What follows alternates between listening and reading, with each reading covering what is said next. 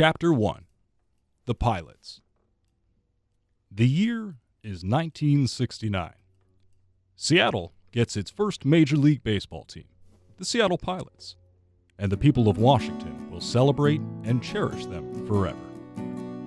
Until a year later, when record-breaking low attendance in a stadium held together with balsa wood and chewing gum convinces then-owner Dewey Soriano to sell the team to Bud Selig, who moved them to Milwaukee and changed their name to the Brewers. This made the Seattle Pilots the first in what was to become a rich history of teams being stolen from Seattle. Guess what, Milwaukee? Keep 'em. We don't even want 'em. Chapter 2. The Mariners. After Bud Selig flim-flammed Seattle for the Pilots, the city of Seattle shrewdly began proceedings to sue Major League Baseball. To get them to drop the suit, Major League Baseball awarded Seattle a new expansion team in 1976.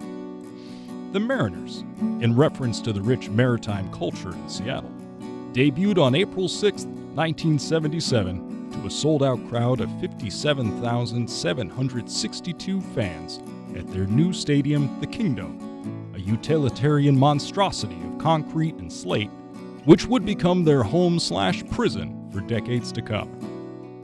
Seattle's first notable player was Hall of Fame pitcher and all-century cheater Gaylord Perry, master of the spitball, and the inspiration for the character Eddie Harris in the motion picture Major League, who utilized such weapons as Vaseline under the hat brim, vapor rub in the nasal cavity, thumbtacks in the glove, and emery boards in the back pocket to doctor up balls. Despite such stars as the 1984 American League Rookie of the Year Alvin Davis, three-time Gold Glove champion and current MLB Network broadcaster Harold Reynolds, three-time American League strikeout leader Mark Langston, and longtime team captain Spike Owen, the Mariners could not manage a winning season in the entire decade since their inception in 1977. Go M's. Chapter 3. Winning. In 1987, Seattle was awarded the number 1 overall pick in the baseball amateur draft.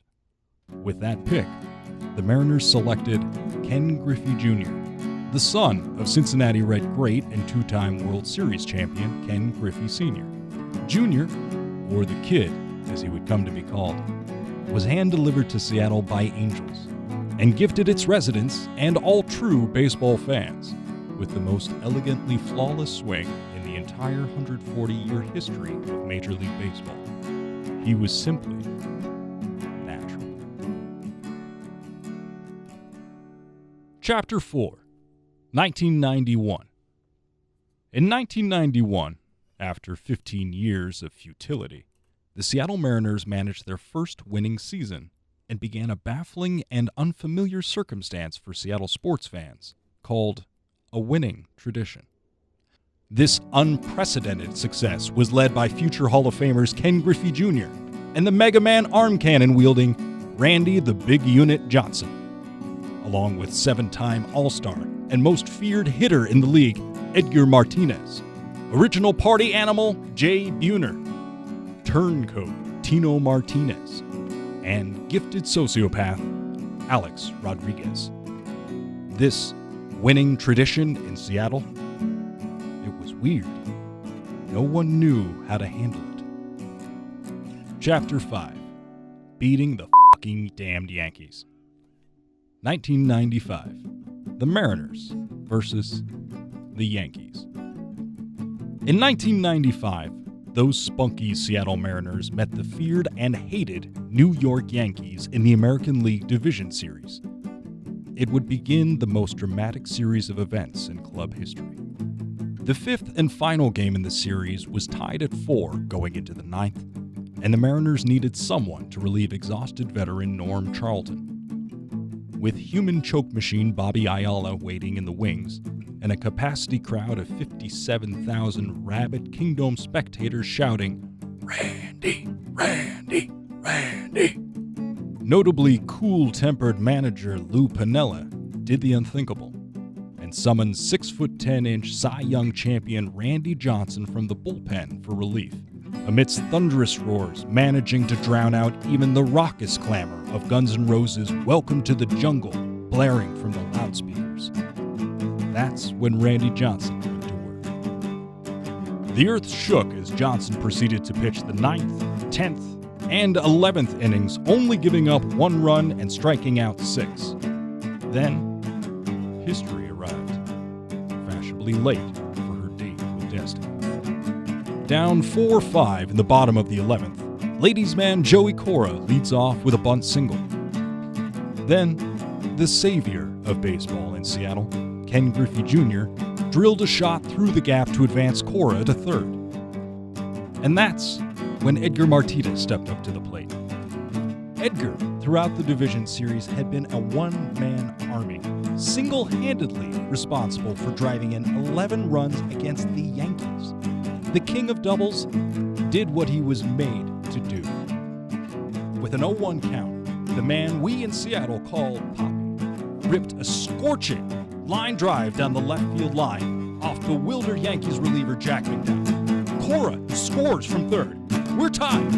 But what's this? Ken Griffey Jr. is rounding second. They're waving him in. They're waving him in. The throw is late, and Griffey slides into home. The Mariners win it. The Mariners win their first trip to the American League Championship game. Fireworks, pandemonium in the streets. All is right in the world.